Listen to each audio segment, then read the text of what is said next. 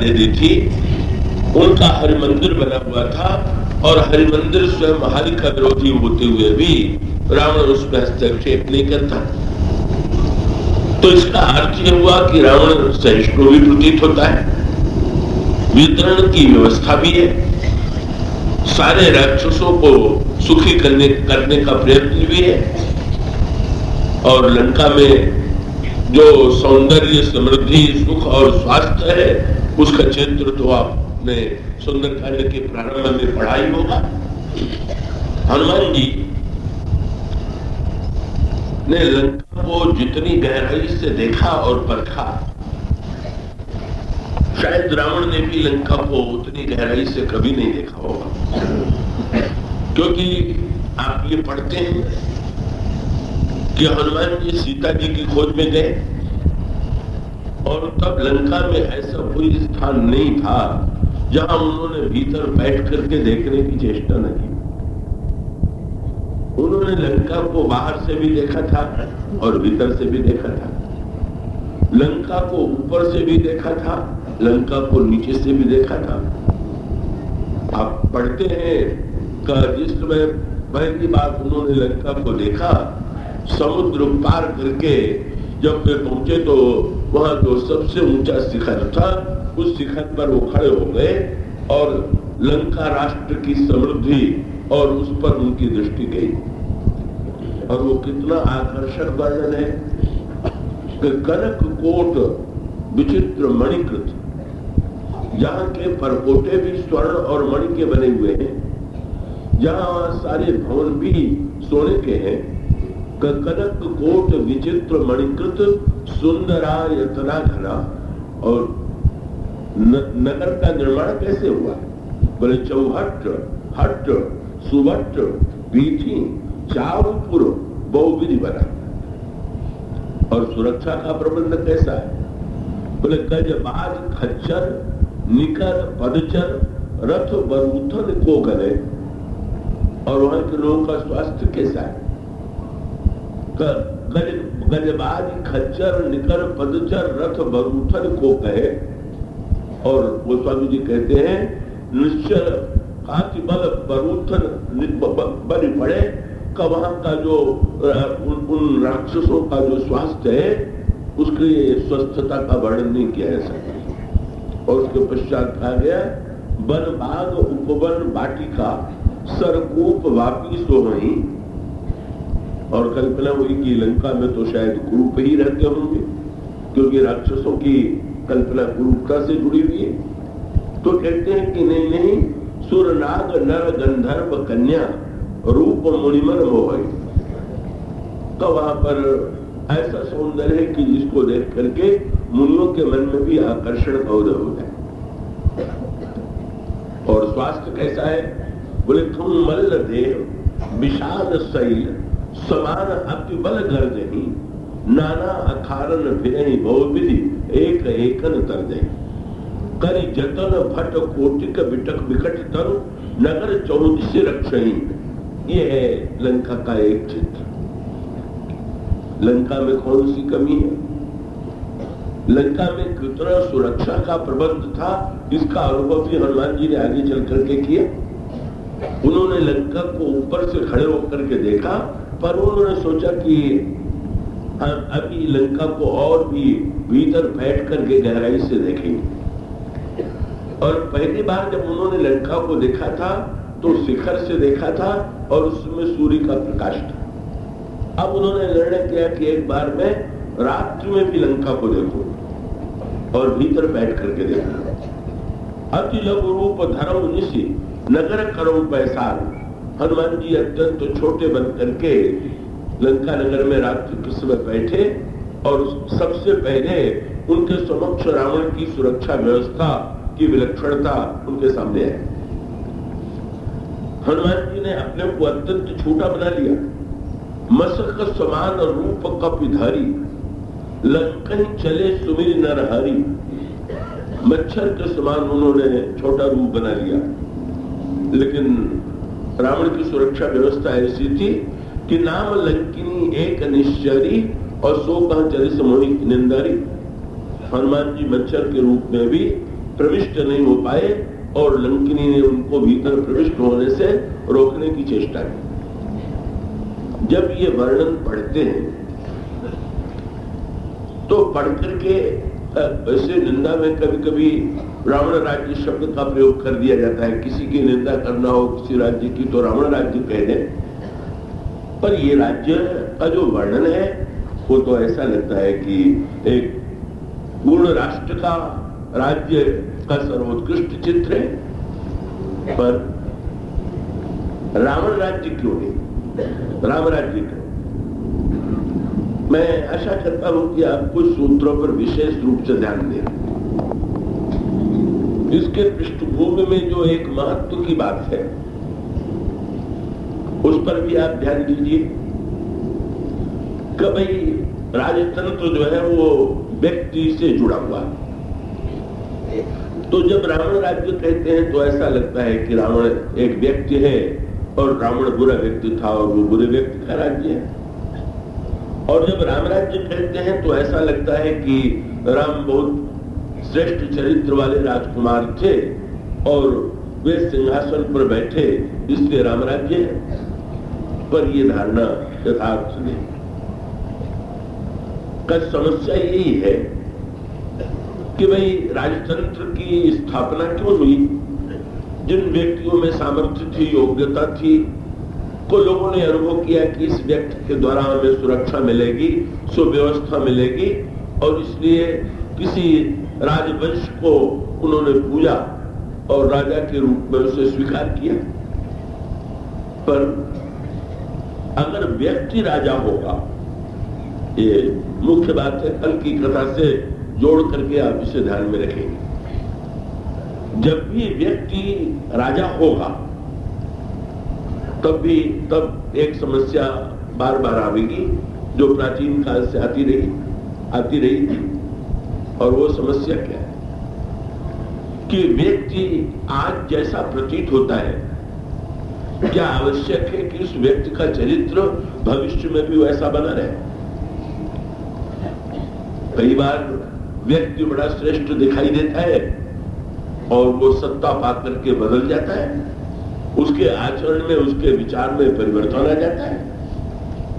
रामचरितमानस में तो बल्कि विश्व के इतिहास को दृष्टिगत रख करके ये कहा गया कि शायद विश्व के इतिहास में कोई ऐसा व्यक्ति ही नहीं उत्पन्न हुआ, नहीं को अस जन्मा जगमाही प्रभुता पाई जाहि बदले, जिसके अंतःकरण में प्रभुता पा करके, पद पा करके मत उत्पन्न न हो गया। तो विश्व के इतिहास में अनेक राजाओं के चरित्र पर यदि दृष्टि डालें तो आपको ये परिचय मिलेगा। श्री लक्ष्मण जी ने तो श्री भरत के संदर्भ में भी उसी इतिहास का स्मरण किया कि जिस समय प्रभु को ये सूचना मिली कि श्री भरत आ रहे हैं और सूचना देने वाले ने कहा कि एक आई अस कहा बहुरी सेन संग चतुरंग थोरी, चतुरंगी सेना के साथ आ रहे हैं। प्रभु संकोच में गड़ गए, चिंता हो गई। चिंता का हेतु दूसरा था। प्रभु तो श्री भरत की भावनाओं से, उनके स्वभाव से, उनके शील से परिचित है और वे समझ गए कि भरत मेरे राज्याभिषेक की योजना बना करके चित्रकूट में आए हुए हैं, इसीलिए सेना लेकर के उनका आगमन हुआ। प्रभु के अंतःकरण में द्वंद्व हुआ। एक और पिताजी की आज्ञा, इत पितु बचहु तो बंधु सकोचू, भरत स्वभाव समुझ मन माही, प्रभु चित हित चित पावत नहीं। श्री प्रभु सोचते हैं, आज तक भरत ने मुझसे कभी कुछ करने के लिए नहीं कहा, मैंने जो कहा वही श्री भरत ने किया।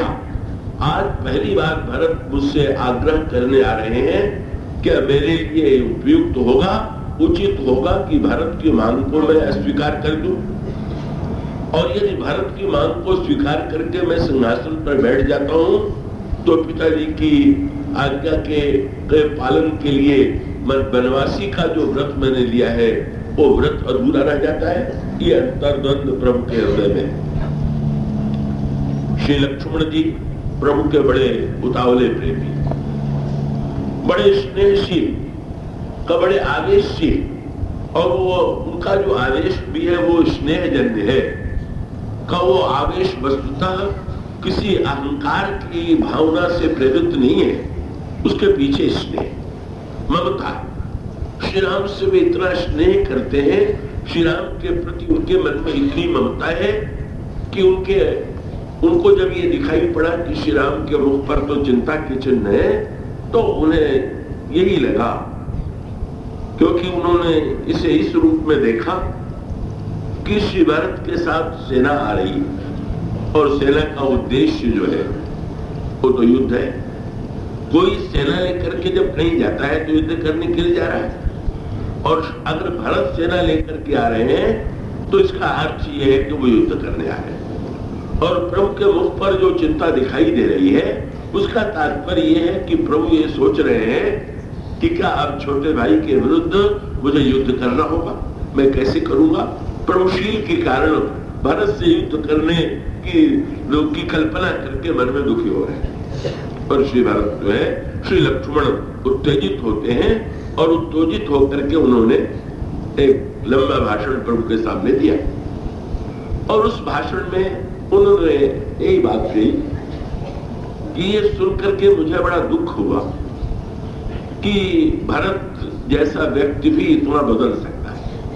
उन्होंने जो शब्द कहे भरत के लिए, भरत नीतिरत साधु सुजाना, प्रभु पद प्रीति सकल जग जाना। क्या हो गया? बोले तेऊ आग राम पद पाई। अब यहाँ श्री लक्ष्मण की दृष्टि एक शब्द में प्रकट हुई। वे कह सकते थे कि राजपद पा करके, पर उन्होंने राजपद शब्द का प्रयोग नहीं किया। बोले तेऊ आज राम पद पाई, भरत ने राम के पद पर अधिकार कर लिया और चले धर्म मर्यादा मिटाई। इतना बड़ा धार्मिक सच्चरित्र व्यक्ति राज्य पाते ही ईश्वर के स्थान पर उसने अपने अहम को प्रतिष्ठापित कर लिया, और वो इतना बड़ा अनर्थ करने के लिए प्रस्तुत हो गया। इससे बढ़कर के दुख की बात क्या होगी।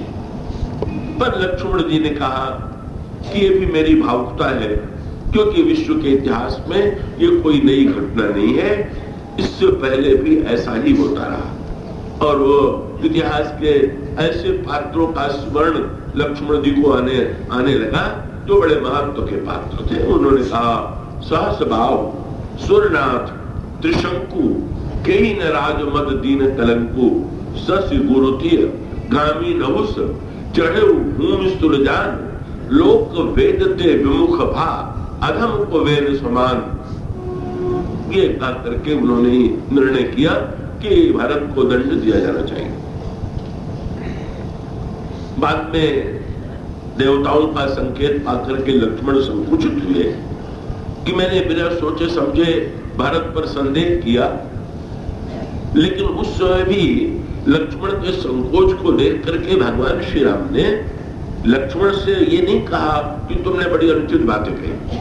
उन्होंने यही कहा कि लक्ष्मण तुम्हें संकोच करने की कोई आवश्यकता नहीं। तुमने यदि भारत का विरोध किया तो कोई व्यक्तिगत राग द्वेष से प्रेरित होकर के नहीं किया, तुमने मेरे प्रति स्नेह के कारण किया।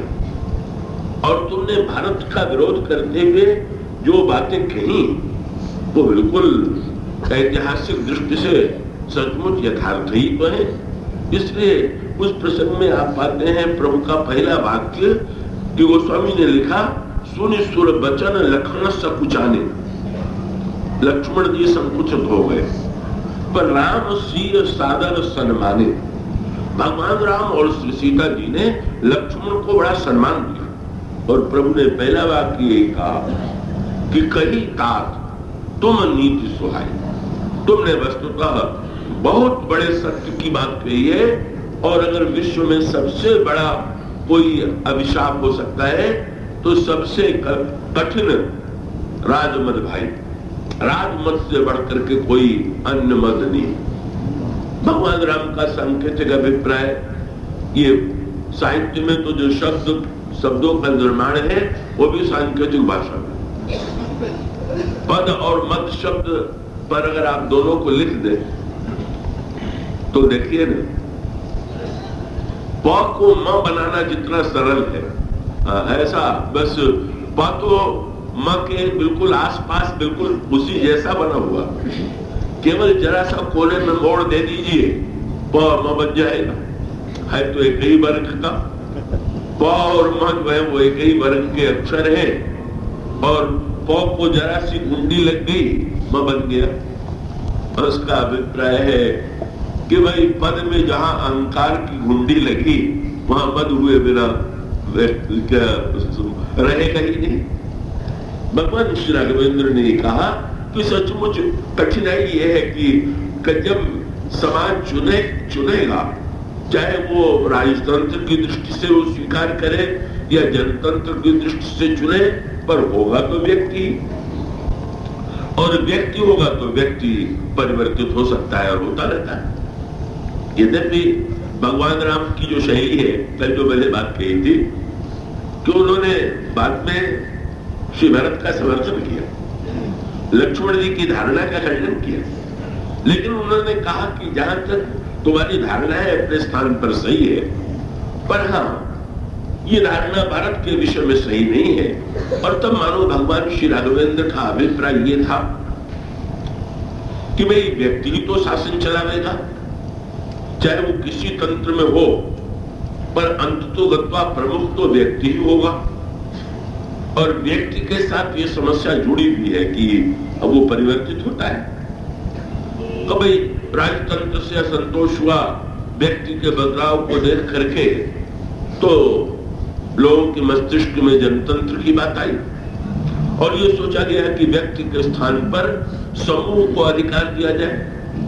पर समूह भी तो किसी दल का होगा, दल भी व्यक्ति से ही तो बने हुए होंगे, और ऐसी स्थिति में क्या दलों की स्थिति में परिवर्तन नहीं हो सकता है क्या? तो क्या करें? व्यक्ति की तो बाध्यता है कि वो तो किसी न किसी पर निर्भर रहेगा। तो भगवान श्री राघवेंद्र ने एक सूत्र दिया, उन्होंने कहा ठीक है, व्यक्ति, और उनकी दृष्टि श्री भरत की ओर थी। श्री भरत भी एक व्यक्ति ही, पर एक व्यक्ति होते हुए भगवान श्री राम ने कहा कि जब भरत की धारणा किसी व्यक्ति में आ जाती है तो ऐसी स्थिति में उस व्यक्ति के जीवन में मद आने की कोई संभावना नहीं। तब भगवान राम ने जब भारत का समर्थन भी किया तो बड़े उत्कृष्ट शब्दों में कहा, लक्ष्मण तुमने ठीक कहा कि पद से मद उत्पन्न होता है, लेकिन मैं ये कहूंगा कि भारत हो न राज मद विधि हरिहर पद पाए, और कबों के काजी सी करनी क्षीर सिंधु बरसाए। तिमिर तरुण तरुणी मक गिलई, गगन मगर मुख मेघई मिलई, गोपद जल बूढ़ई कटजोनी, साज क्षमा बरु छाड़ई छोनी, मसक फूक मक मेर उड़ाई, होई न नृप मद भरत ही भाई। प्रभु ने इन शब्दों में श्री भरत की स्तुति।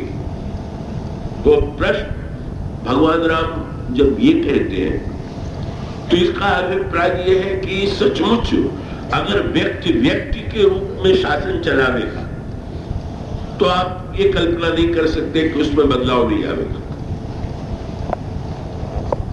रामायण में इसका संकेत है, जिस संदर्भ में ये बात मैंने उठाई थी। रावण कौन था? रावण का पूर्व जन्म भी रामायण में बताया गया है, और बड़े महत्व का तथ्य है क्या कि रावण में पूर्व जन्म में प्रताप भानु था।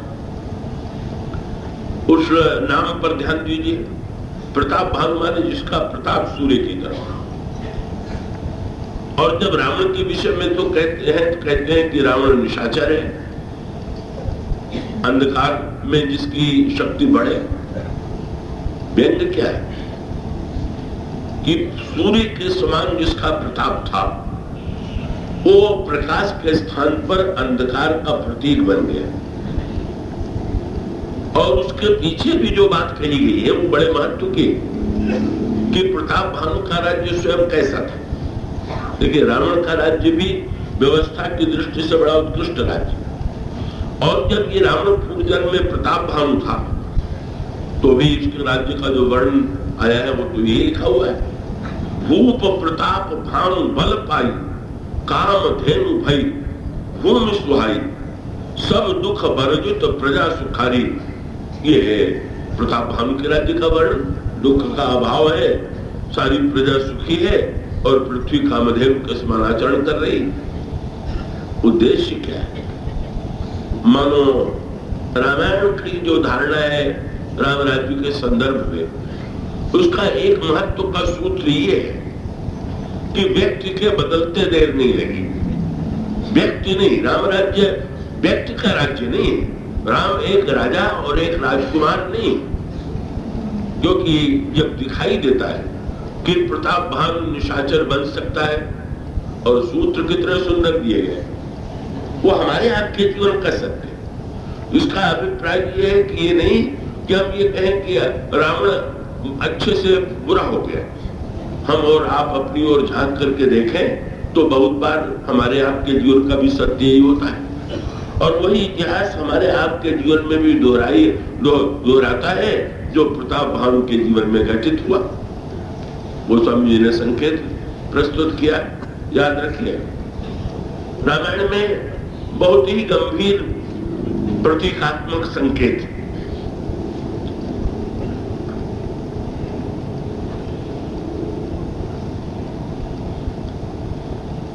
प्रताप भानु के राज्य का गोस्वामी जी ने वर्णन किया। सत्यकेतु का पुत्र था, प्रताप भानु उसका नाम था, और उसके छोटे भाई का नाम हरिमर्दन था।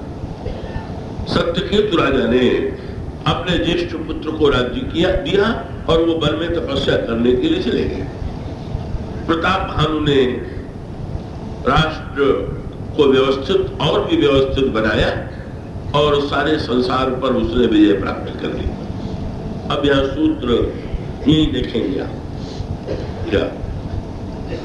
प्रताप भानु अच्छा है, इसमें संदेह नहीं, धर्मात्मा है, पर दूसरों को जीतने की महत्वाकांक्षा उसका भी अंतःकरण में विद्यमान है। यहीं से तो अंतर दिखाई दिया। आगे चलकर के जो घटनाएं घटित हुई उसका मूल सूत्र क्या है कि भाई अच्छे व्यक्ति के मन में भी जब दूसरों को पराजित करने की इच्छा हो, चाहे वो धर्म के नाम पर ही हो। प्रताप भानु ने ऐसा अनुभव किया कि राजा का कर्तव्य है कि वो सारे देशों को जीत करके स्वयं चक्रवर्ती सम्राट बने, और उसने चक्रवर्ती सम्राट बनने के लिए चारों ओर आक्रमण किया।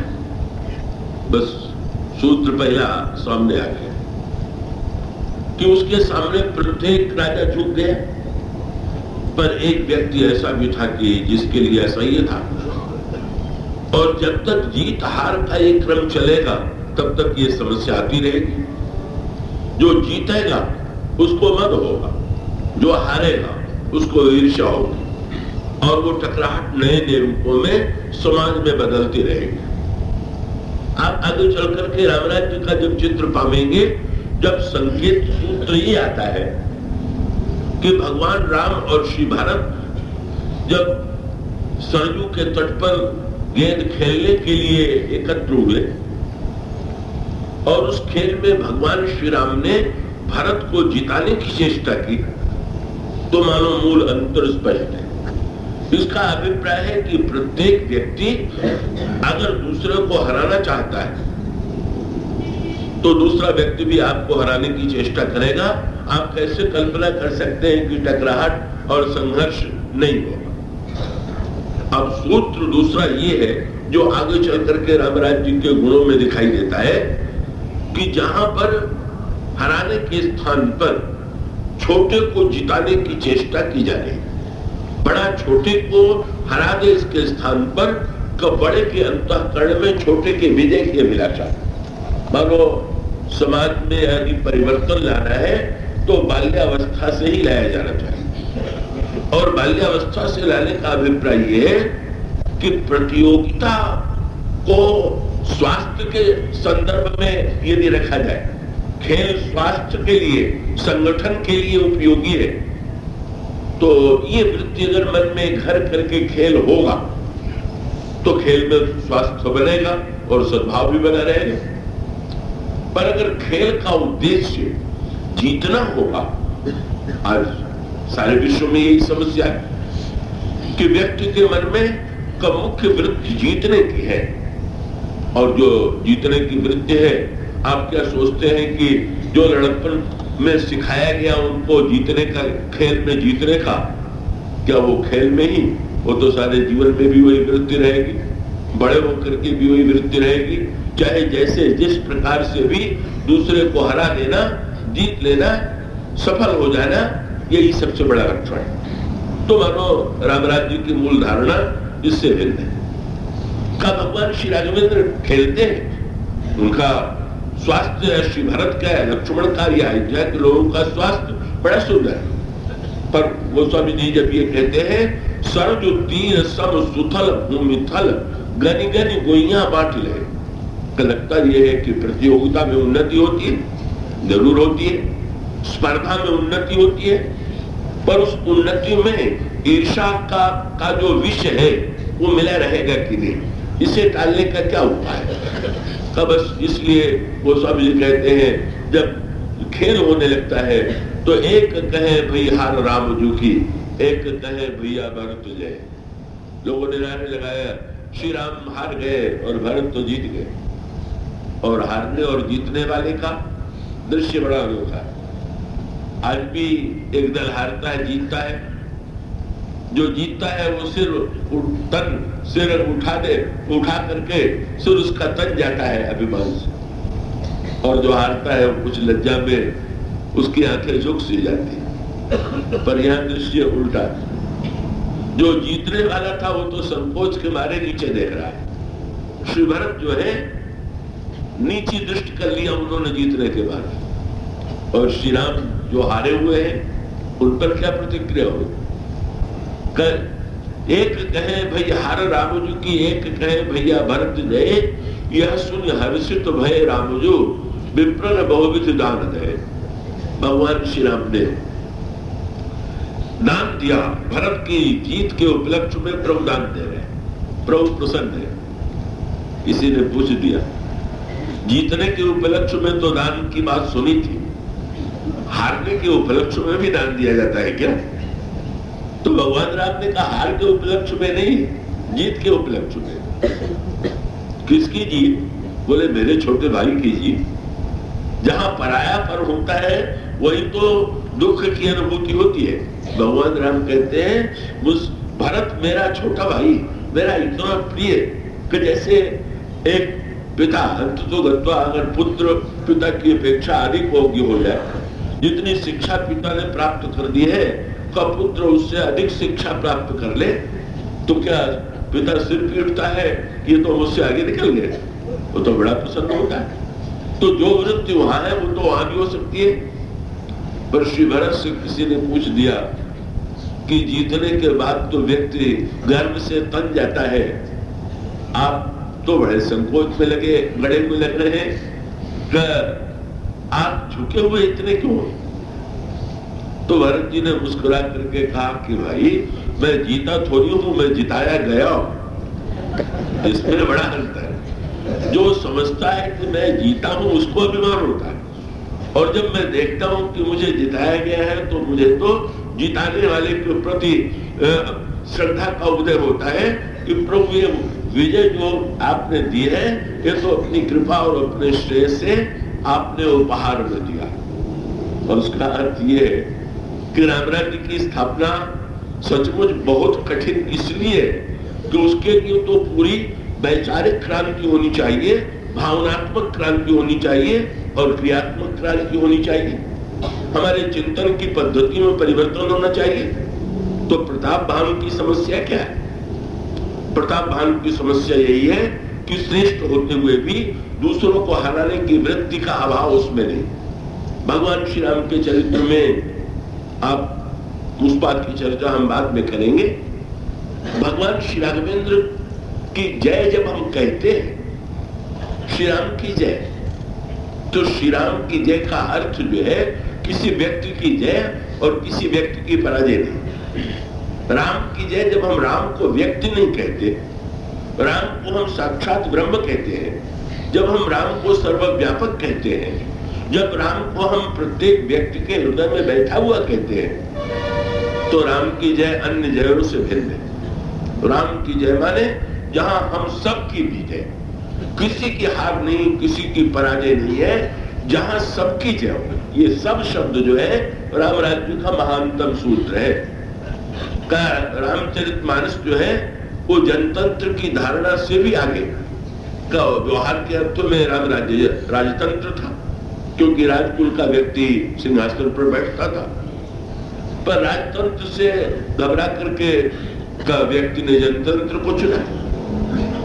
पर जनतंत्र में भी तो बहुमत और अल्पमत को लेकर के ही शासन व्यवस्था चलेगी। इसका अर्थ ये कि जनतंत्र में भी जो बहुमत पक्ष होगा वो शासन करेगा, और अल्पमत पक्ष जो हो है उसे स्वीकार करने के लिए बाध्य है, और वो भविष्य में चेष्टा करेगा कि हम बहुमत को अल्पमत में बना करके उससे हम बहुमत में आ जाए। राम राज्य क्या व्यक्ति का राज्य है कि बहुमत का राज्य है? राम राज्य के लिए गोस्वामी जी ने शब्द बड़े महत्व का लिखा। बस एक शब्द रामायण का सूत्र ये है, और वो सब सूत्र है सब। अल्प और बहु नहीं, छोटा और बड़ा नहीं, व्यक्ति नहीं, जाति नहीं, कोई राष्ट्र नहीं।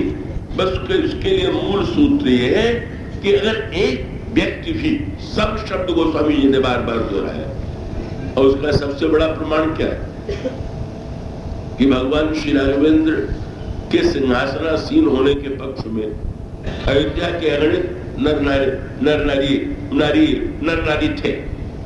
सभी चाहते थे कि श्री राम सिंहासन पर बैठे, और भगवान श्री राम चाहते तो सिंहासन पर बैठते और प्रजा उनका स्वागत करती। राम राज्य के विरोध में तो केवल 2 ही व्यक्ति थे। करोड़ों व्यक्तियों में 2 व्यक्तियों का क्या महत्व है? एक मंथरा और एक कैकेयी। पर श्री राम की धारणा तो बड़ी विलक्षण है।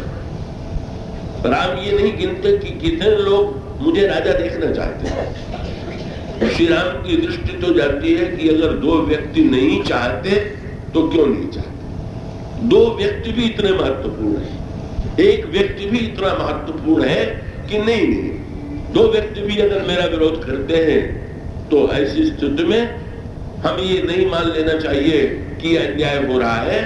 2 व्यक्तियों के मन में क्या धारणा है हमारे प्रति, क्या कौन सी उनके मन में हमें लेकर के आशंका है जिससे वे मेरा विरोध कर रहे हैं। इसीलिए मैं व्यंग में कहता हूं कि भाई अगर आज के चुनाव का युग होता तो मंथरा कैकेयी की तो जमानत जब्त हो जाती, 2 ही तो वोट थे, और राम राज्य तो उसी समय बन जाता। पर नहीं बना ना राम राज्य। 2 व्यक्तियों के विरोध इसका अर्थ क्या है कि 2 व्यक्ति भी अगर विरोधी है समाज में तो राम राज्य नहीं बनेगा। ये महत्व का सूत्र है। इसलिए राम की जय माने किसी व्यक्ति की जय नहीं। इसलिए राम एक प्राचीन काल में जैसे आज भी जयराम के प्रणाम की परंपरा है, इसी तरह से प्रणाम के लिए परंपरा और भी पहले थी।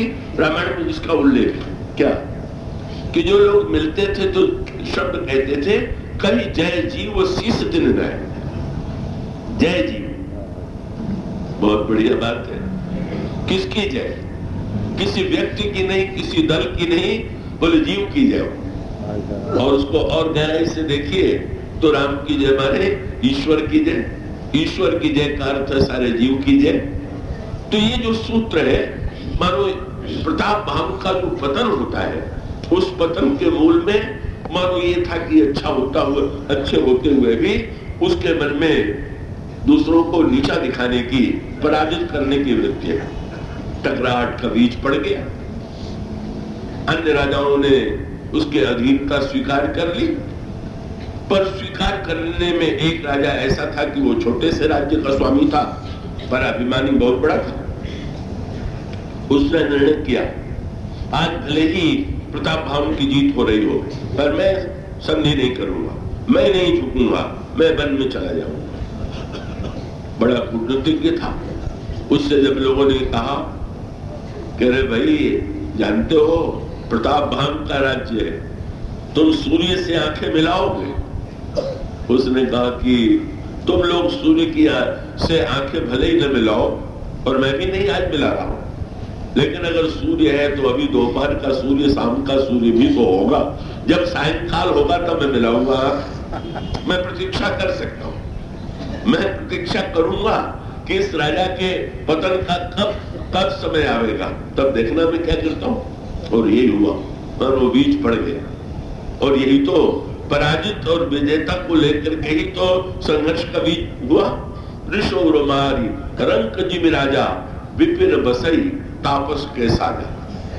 जंगल में जाकर के उसने साधु का वेश बना लिया, और साधु का वेश बना करके का वो जंगल में कुटिया बना करके रहता, और उसने कालकेतु राक्षस से मित्रता की। कालकेतु के 10 पुत्रों को और 100 भाइयों को प्रताप भानु ने मार दिया था युद्ध में। उसके मन में भी शत्रुता की वृत्ति थी, और मानो सूत्र ये मिला कि हारे हारे हुए 2 व्यक्तियों में भी तो संगठन हो सकता, वे मिल सकते हैं, और अपनी हार को पराजय, हार की को विजय के रूप में बदलने की व्यग्रता उनके मन में हो सकती है, और यही थी। तो एक और पराजित पक्ष कालकेतु और वो कपट मुनि के वेश में रहने वाला राजा, और फिर उसके बाद गोस्वामी जी बड़ा ही मनोवैज्ञानिक चित्र प्रस्तुत करते हैं, बहुत सांकेतिक। एक दिन प्रताप भानु सेना लेकर के विंध्याचल में शिकार के लिए जाता है। ये विंध्याचल रामायण का बड़ा महत्वपूर्ण पर्वत है। विंध्याचल पर्वत पर ही प्रताप भानु को राक्षस बनने का सूत्र का जो श्री गणेश हुआ, वो विंध्याचल पर्वत पर हुआ। और श्री राम भी जो निवास करते हैं वो विंध्याचल में ही निवास करते हैं। बड़े महत्व की बात, विंध्याचल में ही रावणत्व का बीज भी छिपा हुआ, और विंध्याचल में ही रामत्व भी छिपा हुआ। पर मूल सूत्र क्या है? विंध्याचल क्या है? ये महत्वाकांक्षा का प्रतीक है, क्योंकि पुराणों में उसका जो चित्र प्रस्तुत किया गया है वो हमारे आपकी महत्वाकांक्षा का चित्र है। कहा जाता है विंध्याचल पर्वत ने देखा कि सूर्य सुमेरु की परिक्रमा करता है, और सुमेर की ओर चारों ओर सूर्य का आभा मंडल छा जाता है। विंध्याचल ने कहा सूर्य से, मैं क्या कम हूं, तुम मेरी भी परिक्रमा करो। और उसका अभिप्राय यह है, ये आभा मंडल बनाने की चिंता ये तो बड़ी व्यापक लोगों में रहती है। न हो अगर आभा तो नकली आभा की सृष्टि की जाए। सूर्य से कहा जाए कि तुम्हें प्रकाश से कहा जाए तो नहीं, उस व्यक्ति के आसपास नहीं, तुम मेरे आसपास परिक्रमा करो।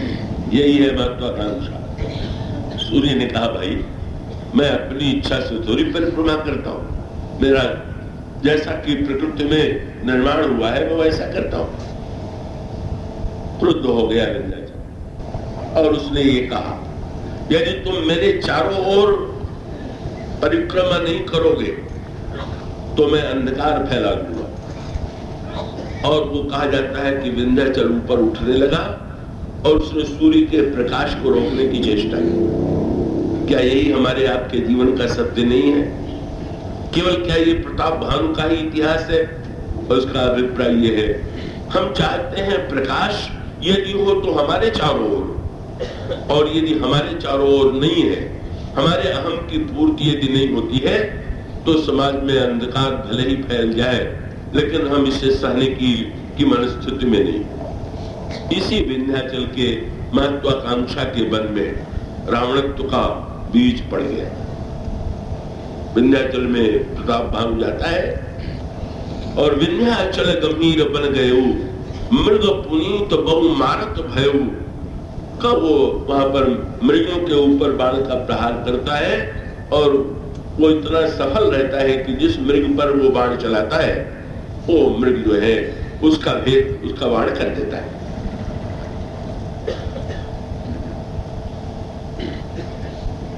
उसके पश्चात वो लौटने लगा। सफल होकर के लौट रहा था, दिन भर में सफलता ही सफलता उसको मिली। पर जब लौटने लगा तो अचानक एक बाराह दिखाई दे गया, बड़ा विशाल बाराह। बाराह को देखते ही प्रताप भानु का संतोष जो था, विजय का संतोष असंतोष में बदल गया। बोले सारे पशु तो मिल गए, लेकिन ऐसा पशु तो मेरे पास एक भी नहीं। ऐसे किसी पशु पर हमने बाण नहीं चलाया, अब इस पर भी प्रहार करें। ये दूसरी वृत्ति है। महत्वाकांक्षी व्यक्ति में संतोष नहीं, का वो कितना भी सफल क्यों न हो, पर अगर वो देख लेगा शूकर को, तो शूकर को भी वो अपने बस में करना चाहे। ये शूकर कौन है? मेरे पत्रिका में गोस्वामी जी कहते हैं, संसार कांतारा घोर गंभीर बन, गहन तम कर्म संकुल मुराली। ये संसार ही बन है, जिसमें कर्म का वृक्ष लगा हुआ है और इसमें अनेक प्रकार के पशु घूम रहे हैं। और उन पशुओं में पूछा, उन्होंने कहा बाराह है। और वो बाराह कौन है? तो मेरे पत्रिका यदि आप पढ़ेंगे तो आपको मिलेगा, लोभ शूकर रूप। लोभ ही संसार के वन में जहां कर्म के सघन वृक्ष हैं, उस संसार के वन में लोभ का बाराह। और प्रताप भानु के अंतःकरण ने लोभ के बाराह को पाने की चेष्टा की, और ये लोभ बड़ी समस्या है। उसने बाण चलाया, लेकिन बाण बाराह पर नहीं, बाराह को चोट नहीं पहुंचा सका और वो गिर गया। ये मानव जीवन का सत्य है। आप कितने भी सफल हो, पर क्या आप ये कल्पना करते हैं कि आपके जीवन में कभी विफलता नहीं आएगी? गीता में भगवान कृष्ण अर्जुन को लड़ने की प्रेरणा देते हैं, तो भगवान होते हुए भी वो लाभा लाभो जया जय का उपदेश देते हैं। तो इसका अभिप्राय ये हुआ कि जय है तो कभी पराजय है, कहीं न कहीं सफलता है तो कहीं न कहीं जीवन में विफलता है। ऐसी स्थिति में सफलता को भी हम ग्रहण करें और विफलता से भी हम सही प्रेरणा लें। का मानो हमारा अभिमान नष्ट हो जाए कि अगर सफलता मेरी बुद्धिमत्ता का परिणाम होती, मेरी क्षमता का परिणाम होता, तो यह आज विफलता न मिलती। सफलता के पीछे और भी अनेक हेतु हैं। विफलता भी हमारे जीवन में ईश्वर की स्मृति दिलाने के लिए है, जहां व्यक्ति को अपने पुरुषार्थ की सीमाओं का ज्ञान। किंतु क्या हुआ? प्रताप भानु को क्रोध आ गया, और प्रताप भानु को जब क्रोध आया तो वो अपने घोड़े पर बैठ करके तेजी से भागा। एक और घोड़ा है और दूसरी ओर बाराह है, दोनों की दौड़ हो रही है। इसमें घोड़ा पिछड़ गया और बाराह आगे बढ़ गए। हम और आप सब घोड़े पर बैठे हुए हैं और बाराह के पीछे भाग रहे हैं। और ये घोड़ा कौन सा है? पुरुषार्थ का घोड़ा है, और पुरुषार्थ का घोड़ा लोभ के बाराह के पीछे भाग रहा। और याद रखिए, ये विश्व का निश्चित इतिहास का सत्य है कि आपका घोड़ा कितना भी तेज क्यों न हो पुरुषार्थ का, पर लोभ के बाराह को कभी पछाड़ नहीं पाएगा। चाहे जितना पुरुषार्थ कीजिए, जहां आप पहुंचेंगे लोभ उससे आगे। जितना मिला, आपने एक लक्ष्य बनाया, वहां तक आप पहुंचे, और पहुंचे कि वो एक छलांग और लग गई। जो 10, 20, 50 मिले, सत हो 1000 न लाख मंगे।